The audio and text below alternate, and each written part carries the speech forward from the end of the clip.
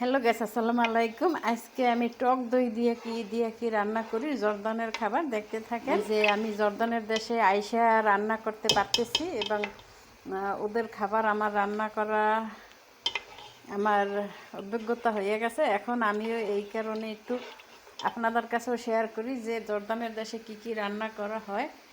আর এই দেখতে আছেন, এখানে হচ্ছে ফুলকপিগুলো সব আমি এভাবে ভেজে নিছি। আর এখানে বাজতে আছি ডুবা তেলে।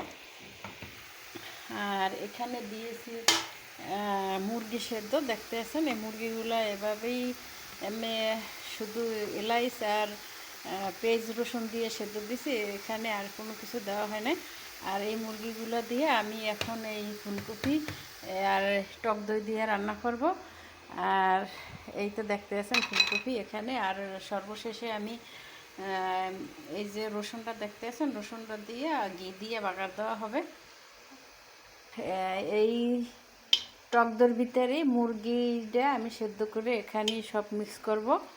দেখতে আছেন মুরগিটা সেদ্ধ হওয়া বাকি। আর মুরগিটার সাথে আমি এগুলো মিক্স করব সব।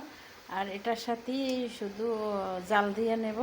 আর এখানে দেওয়া হবে শুধু রসুনটা দিয়ে বাগার। আর এই দেখতে আছেন আজকের ভিডিও, সাথে থাকেন, কীভাবে কী খায় সেটা দেখাবো। এই যে দেখতে আছেন আমার আজকে ফুলকপি রান্না। আর আমি এখন ফুলকপি কীভাবে রান্না করছি টক দই দিয়ে দেখতে পারতে আছেন। আর এখানে যে রসুনটা দেখতে পাচ্ছেন, আমি সেই রসুনটারে আমি এখানে দেখতে আছেন এই যে এক টুকরো উঠছে।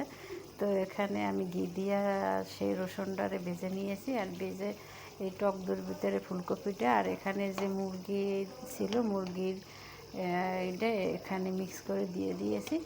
আর এখন হয়ে গেছে আমার ফুলকপি রান্না। আর এখন আমার এই ফুলকপি রান্না শেষ, দেখতে পাচ্ছেন। আর অনেক কষ্ট করে ভিডিও করে, ভালো লাগে লাইক কমেন্ট শেয়ার করবেন এবং সাবস্ক্রাইব করবেন। আসসালামু আলাইকুম রহমতুল্লাহি ওয়া বারাকাতুহু।